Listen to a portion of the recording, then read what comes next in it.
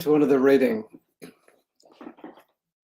Today's been a kind of mixed bag as far as the weather's concerned. It was started off pretty good, and now it's just went dark, started raining, but it looks like most of the heavy stuff is going to the north of us, which is kind of good. I have my wings on the side of my hair clipped by my wife, and excuse me, I don't know why I'm yawning, but I just am. I guess I'm really here just to do readings, but well, it's kind of hard not to comment on what's going on. Today's been a very busy day so far. Hopefully it quiets down now for the rest of the day. Sometimes the readings are easy, and sometimes they're not easy. Sometimes they're complicated, and sometimes they're just messages so simple it just shines through. I'll let you decide what you think today's reading is and how it falls into any one of those categories. It's called Intervulnerability. And the first one is by a lady called Miriam Greenspan. I didn't look her up, but there's a little bit about her further down, so I'm not going to go into that. Miriam Greenspan. In our intervulnerability is our salvation, because awareness of the mutuality of suffering impels us to search for ways to heal the whole, rather than encase ourselves in a bubble of denial and impossible individualism.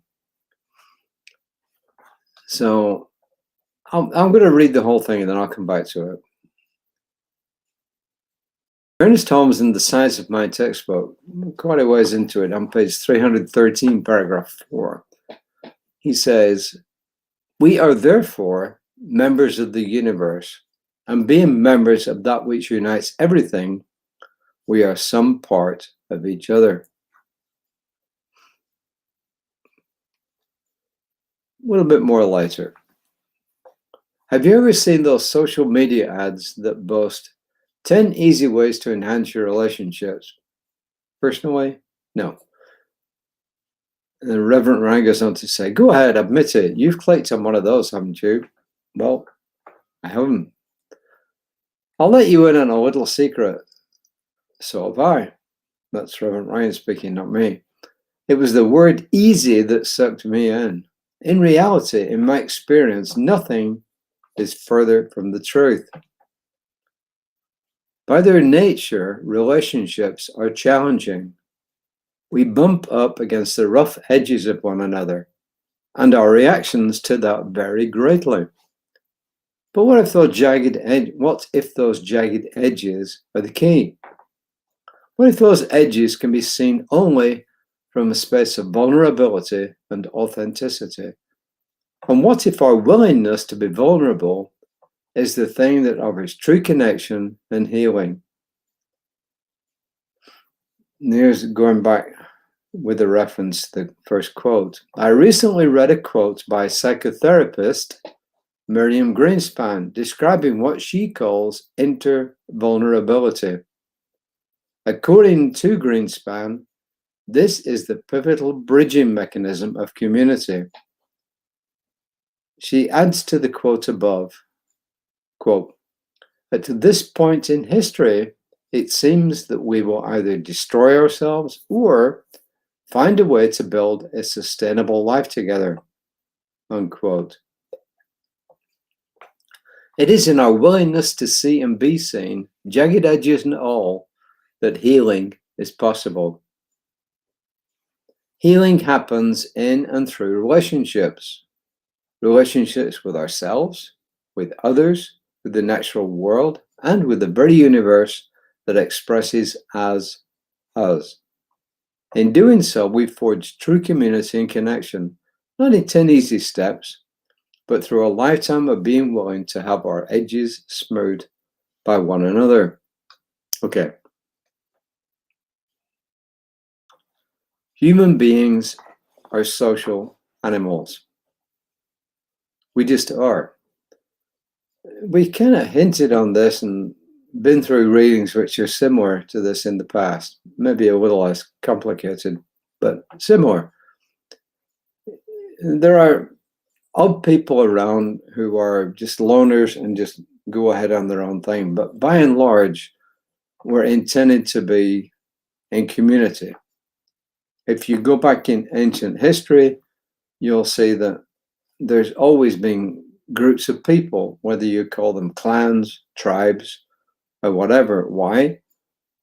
Because we're built that way. We're built to interact with one another. And what I take from this is that when we're prepared in community to be open with each other about how we're thinking, how we're feeling, what's going on, what's good, what's not good, then that interconnectability and that openness, opening up to each other, enhances community. It enhances us individually, and it enhances us as members of the species. That's what I take about this. Does it help us to grow spiritually? I'm guessing it does. You know, the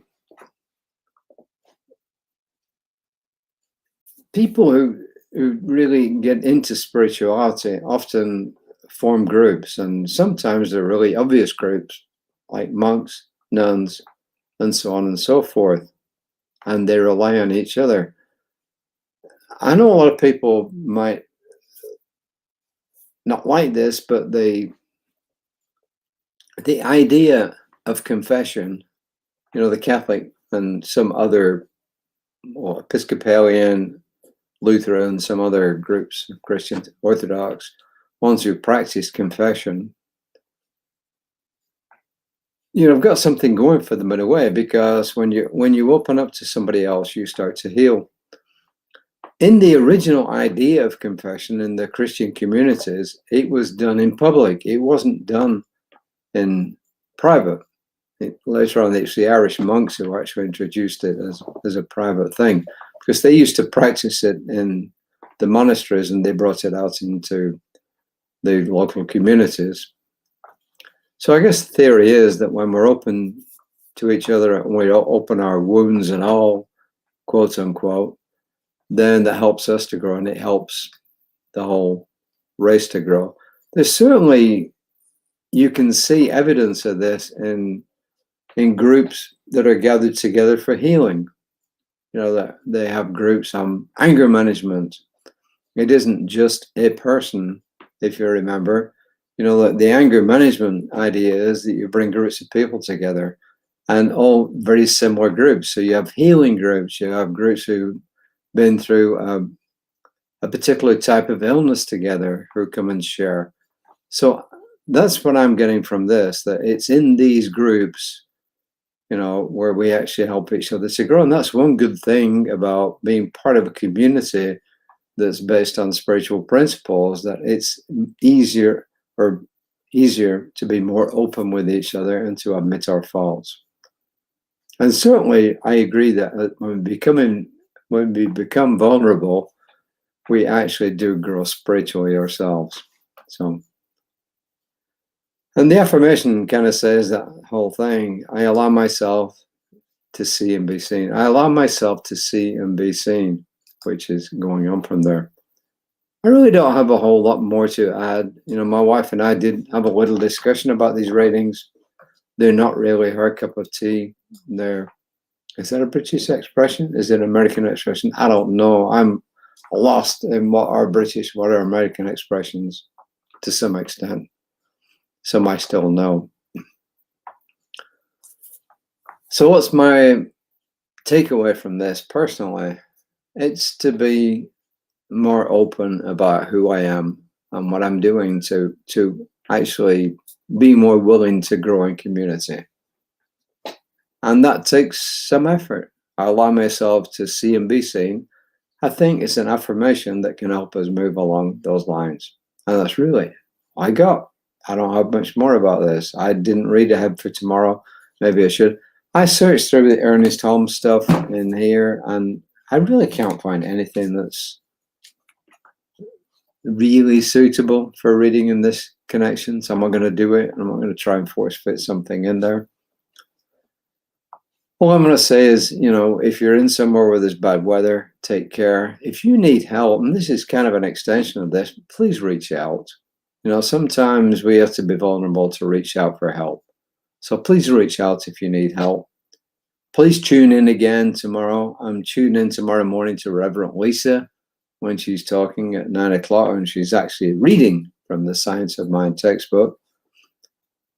And please take care of each other. Please take care of yourself. Please take care of others. Please take care of our planet. Our planet needs taking care of. It really does. So I have nothing further to add except to say, namaste.